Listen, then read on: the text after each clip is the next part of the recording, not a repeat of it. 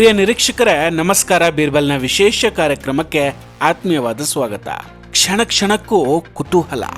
ಹೇಗಿದೆ ಪರಿಸ್ಥಿತಿ, ಏನಾಗ್ತಿದೆ ಗಡಿಯಲ್ಲಿ, ಭಾರತೀಯ ಸೇನೆ ಹೇಗೆಲ್ಲ ಪ್ರತೀಕಾರ ತೀರಿಸ್ಕೊಳ್ಳುತ್ತೆ, ಪ್ರತಿ ಭಾರತೀಯರು ಕೂಡ ಎಲ್ಲವನ್ನ ತುದಿಗಾಲಲ್ಲಿ ನಿಂತು ನೋಡ್ತಿದ್ದಾರೆ. ರಾತ್ರಿ ಕೇವಲ ಪಾಕಿಸ್ತಾನಕ್ಕಷ್ಟೇ ಅಲ್ಲ, ನಮಗೂ ಕೂಡ ನಿದ್ದೆ ಬರ್ತಿಲ್ಲ. ಯಾವಾಗ ಹೊಡಿತಾರೆ ಅನ್ನೋದನ್ನು ಇಡೀ ದೇಶ ಕಾಯ್ತಾ ಇದೆ. ಇಂಥ ಟೈಮಲ್ಲಿ ರಾತ್ರೋರಾತ್ರಿ ಒಂದು ಖುಷಿ ಕೊಡೋ ಸುದ್ದಿ ಬಂದಿದೆ. ಪಾಕ್ ಸೇನೆ ಅವರದ್ದೇ ನೆಲದಲ್ಲಿ ಧ್ವಂಸ ಆಗೋಗಿದೆ. ಅಮೇರಿಕ ಸಿಕ್ಕಾಪಟ್ಟೆ ಕೋಪದಲ್ಲಿದೆ.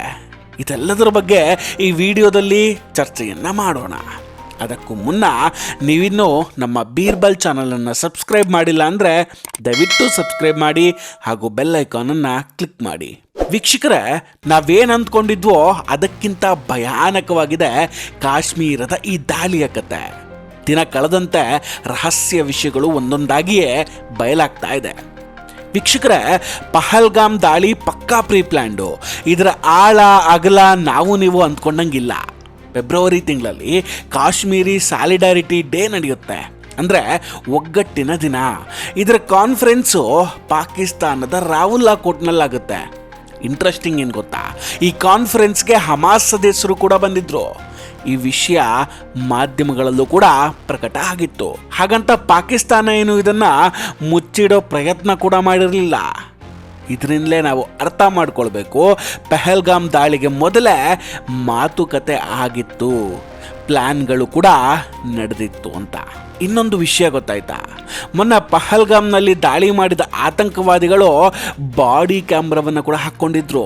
ತಾವು ದಾಳಿ ನಡೆಸಿದ್ದನ್ನ ಆ ಕ್ಯಾಮರಾದಲ್ಲಿ ಕ್ರೂರಿಗಳು ರೆಕಾರ್ಡ್ ಮಾಡ್ಕೊಂಡಿದ್ರು.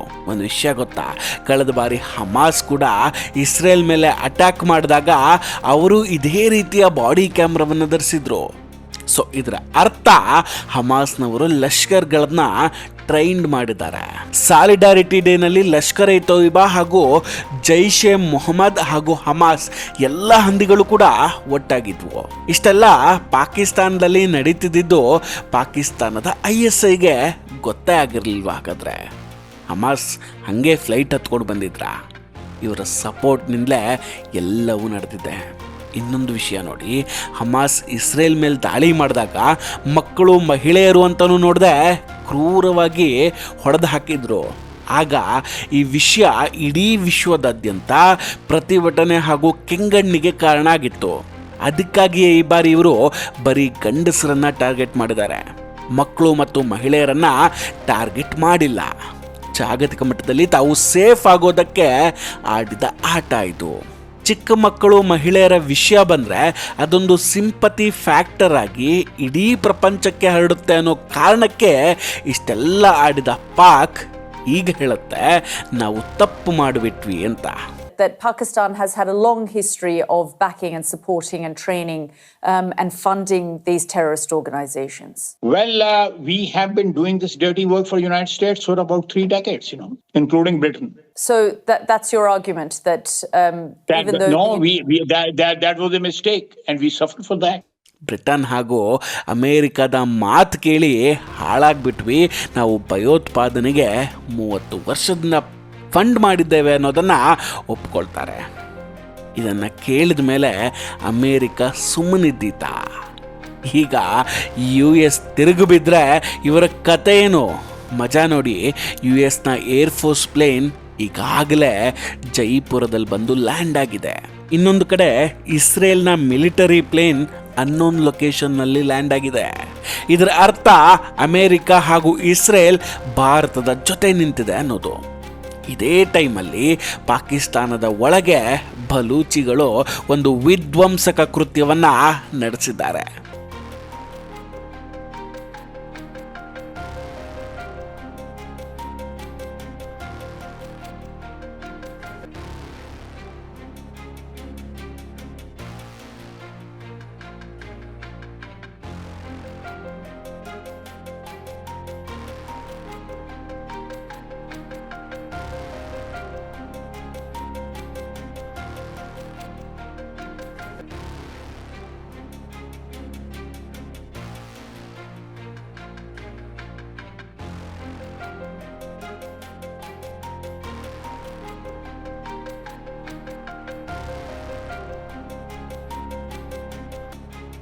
ಪಾಕ್ ಸೇನೆಯ ಕಾನ್ವೋ ಮೇಲೆ ಬಲೂಚಿಗಳು ದಾಳಿಯನ್ನು ಮಾಡಿ 10 ಮಂದಿ ಪಾಕ್ ಸೈನಿಕರನ್ನ ಜನ್ನತ್ಗೆ ಕಳಿಸ್ಬಿಟ್ಟಿದ್ದಾರೆ.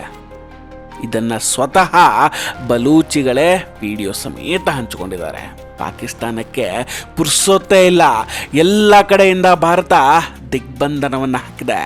ಬಲೂಚಿಗಳು ಇನ್ನೊಂದು ರೀತಿ ತಲೆನೋವು ಕೊಡ್ತಿದ್ದಾರೆ. ಹಾಗೆ ಇನ್ನೊಂದು ವಿಷಯ, ಕಳೆದ ಬಾರಿ ಪುಲ್ವಾಮಾ ದಾಳಿ ನಡೆದಾಗ ಪಾಕಿಸ್ತಾನದ DG ಆಫ್ ISI ಆಗಿದ್ದು ಇದೇ Asif Munir.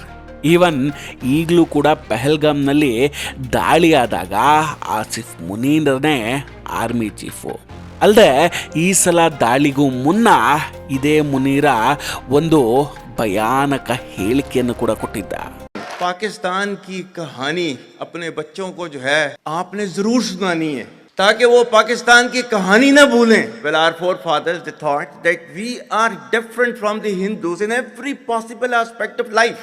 Our religion is different, our customs are different, our traditions are different, our thoughts are different, our ambitions are different. That was the foundation of the two nation theory that was laid there. That we are two nations. We are not one nation.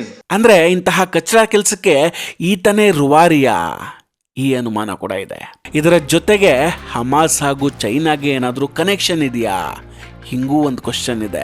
ಯಾಕಂದರೆ Hamas Israel ಮೇಲೆ ದಾಳಿ ಮಾಡಿದಾಗ China ಮತ್ತು Russia ಇವರಿಗೆ training ಕೊಟ್ಟಿದೆ ಅನ್ನೋ ಮಾತು ಕೂಡ ಕೇಳಿಬಂದಿತ್ತು. ಯಾಕಂದರೆ ಈ ಪುಟಗೋಸಿ ಪಾಕಿಸ್ತಾನ ಯಾವ ದೊಡ್ಡ ದೇಶದ ಸಹಾಯ ಇಲ್ಲದೆ ಇಷ್ಟೆಲ್ಲ ಮಾಡೋಕೆ ಖಂಡಿತ ಸಾಧ್ಯ ಇಲ್ಲ. ಈಗಿನಿಂದ ಪ್ರತಿ ಕ್ಷಣ ಕೂಡ ಕುತೂಹಲದಿಂದ ಕೂಡಿದೆ. ಮೋದಿ ಮೇಲೆ ನಂಬಿಕೆ ಇಟ್ಟು ಕಾಯೋಣ, ಖಂಡಿತ ಒಳ್ಳೆಯದಾಗತ್ತೆ. ಒಂದು ವಿಷಯ ಅಂತೂ ಸತ್ಯ, ನಾವು ಉರುಗೋಲು ಹಿಡಿದು ಅಹಿಂಸೆಯ ಮೂಲಕ ನ್ಯಾಯ ಪಡೆದುಕೊಳ್ತೀವಿ ಅಂದರೆ ಅದು ಶುದ್ಧ ಸುಳ್ಳು. ಇದುವರೆಗೂ ಕೂಡ ಅಹಿಂಸೆಯಿಂದ ಏನು ದಕ್ಕಿಸ್ಕೊಳ್ಳೋದಕ್ಕೆ ಸಾಧ್ಯ ಆಗಿಲ್ಲ.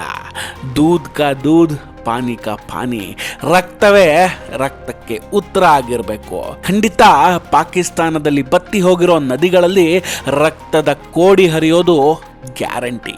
ವೀಕ್ಷಕರೇ, ಇದರ ಬಗ್ಗೆ ನಿಮ್ಮ ಅಭಿಪ್ರಾಯ ಏನು? ದಯವಿಟ್ಟು ಕಮೆಂಟ್ ಮಾಡಿ ತಿಳಿಸಿ. ವಿಡಿಯೋ ಇಷ್ಟ ಆಗಿದ್ರೆ ಲೈಕ್ ಮಾಡಿ ಹಾಗೂ ಶೇರ್ ಮಾಡಿ.